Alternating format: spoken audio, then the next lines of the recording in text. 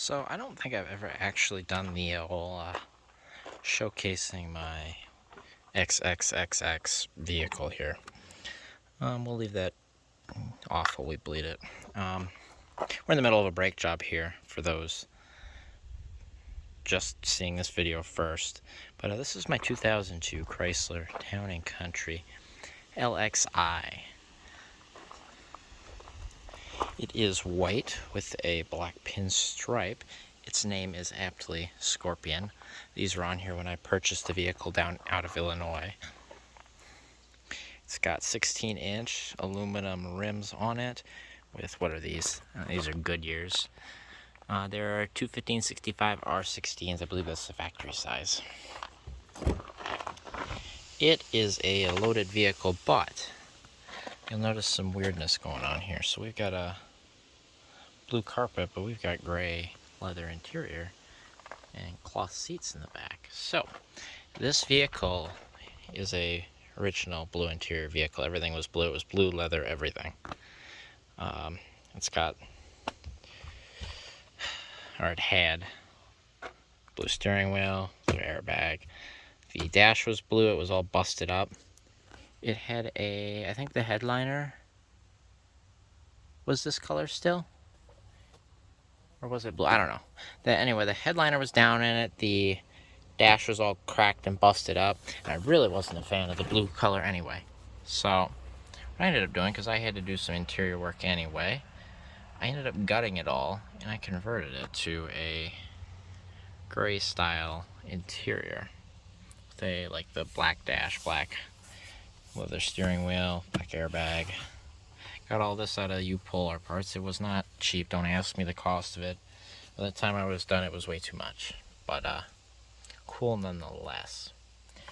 So it had the higher trim, like leather covered door panels. I've got the cheaper ones, or like the cheaper lower trim ones here. But I did retain the door lights. I traced that out. I kind of eyeballed it in place where it looked good. Cut it out. Got it in there, and it's still here. It does have power windows, power locks, power mirrors. It does have fog lights. It's got 173,628 miles. I think it had 167 when I bought it. We've got a nice little phone mount up here. It has the overhead console here with power. It's got power sliding doors in the rear, power liftgate that doesn't work because the motor that auto unlocks the latch is broke. I have a new one to put on. I haven't. It's also, got your fuel, your trip, and your, all that temp, that's what I'm looking for.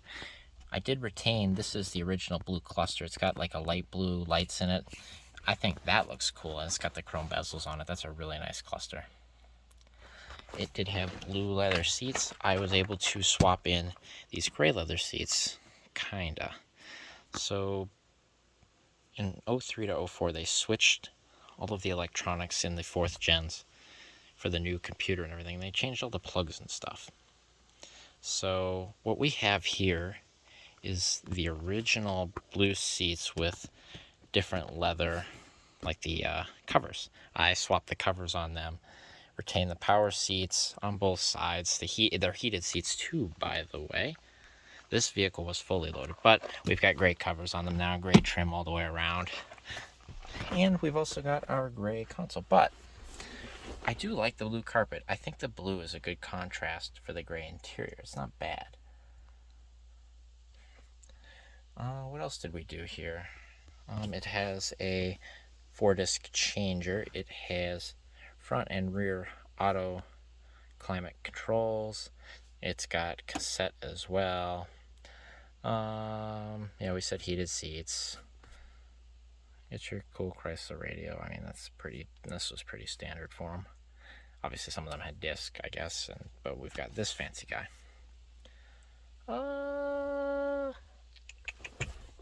And I ended up going with cloth seats for the rear. 1, that's what I could find. 2, I already had a set, so that's what we ended up with. And that's my little bolts tray. You can see random miscellaneous stuff. It does have keyless. I don't have the keys in it because they're sitting in the lift gate still, believe it or not. It's not bad. I put this headliner in. I kind of messed it up in the rear. As you can see, it's got one little stand there, and it's got kind of a fold. When I was putting it in, I kind of botched it. But it's up. It's not in your face, so it looks good for me. Like I said, it is an Illinois vehicle, so the rust is pretty minimal. It's got a little bit under there on both sides, but otherwise it's not bad. It's kind of just starting to go. But, you know, anyone that of these that's been in Minnesota and driven all the whole time, they're already rotted out and gone, you know. So this is pretty good. It has the full lower molding, aka my rust hiders, with the chrome accent. This is what we're doing. We're doing a brake line on this side because apparently all the other brake lines are treated except for that one. That one was not treated. We've got 2 new front brake assemblies for this. I was having an issue with sticking brakes after it had been sitting, and I got the whole new assembly, new lines and everything. New, I say. I got these from the junkyard pretty cheap. And about that time, it overheated the brakes, and after I overheated them and they cooled them down, they were free. So the heat freed them up. But I have these on the ready with new pads. Well, new. The matching pads, matching rotors, everything is all set to each other. Yeah, so they're there just in case they lock up again, but they're fine for now. As you can see, there's my keys.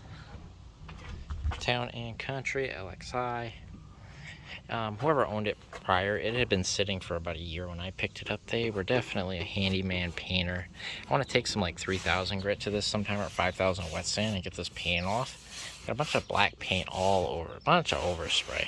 It's just rough, you can feel it.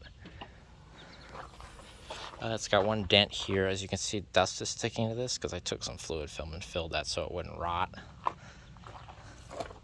Yeah, same story down here, but it's not bad. It had these weird like trailer mirrors because it has a U-Haul hitch on it that is wired up and does work. But I peeled those off and never finished getting the foam off here, which it appears we're doing right now. Get some of it off anyway. Alright, into my pocket you go. Cool. As you can see, it's got a Chicago sticker here from 2010. I don't know what this is for. It's a thing. It's there. And under the hood here, we've got a 3.8 V6 that is not the healthiest motor, I'll tell you that. We've got captive valve covers. Captive volts on our valve cover. It had a pretty bad exhaust leak on this when I had bought it, and it was running on 5 cylinders. The 5 cylinders ended up being this coil pack right here, which has been replaced. This was leaking here. These bolts were all loose on the manifold, so it's got a new manifold gasket in the front. This is new hardware here. I had to cut these out. I believe these are not new plugs, or not new wires, but the plugs are new. It's got all new throttle position sensors. Both the transmission speed sensors are new. I think the EGR valve is new on it. Actually, no, it doesn't have EGR. There's another sensor on here. It's not the map. You get your throttle position sensor, and then you've got... Is that an EGR? I don't know, whatever. It's the 2 sensors on the throttle body are new. Put it that way. New air filter. That motor mount is new down there.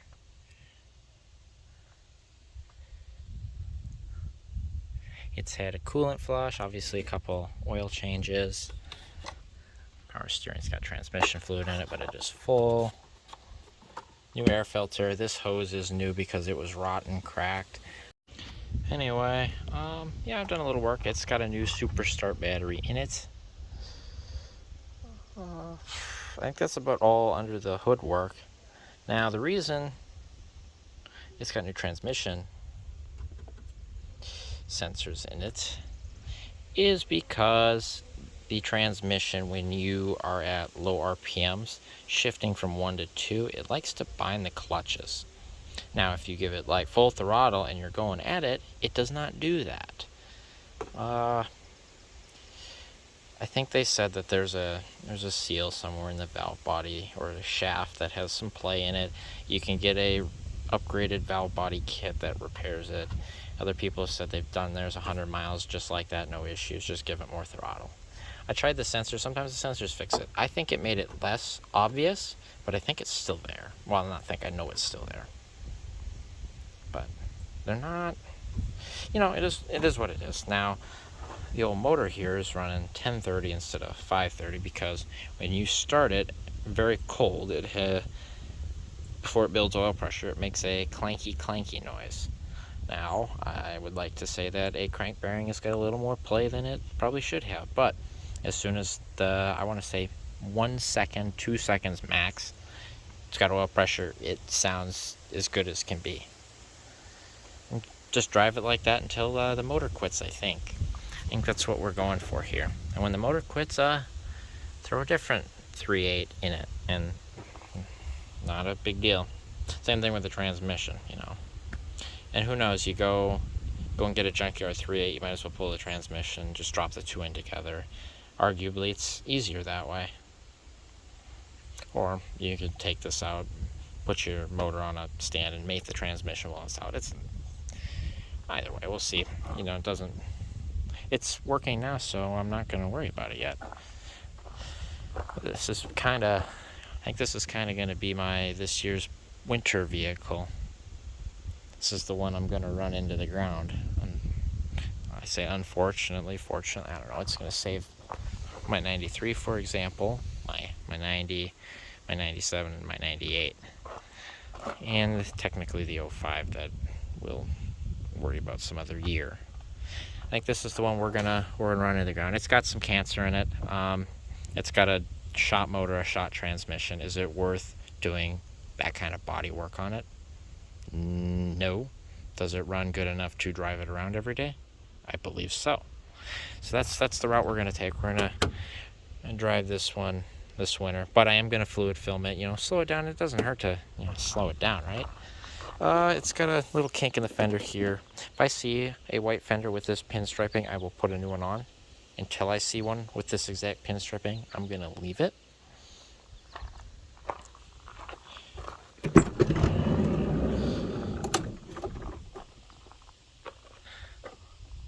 So I believe that this only comes on the passenger seat or driver's seat, vice versa. I ended up, because then the other one comes with a blank panel, I put these on both because why not?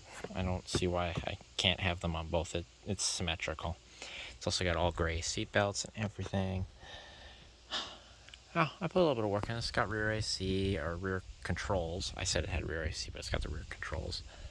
It's a pretty high trim unit. And now it's going to have brakes once again. Anyway, this is my 02 Chrysler Town Country LXI for you. She ain't perfect, but it's definitely not the worst we've seen. By far.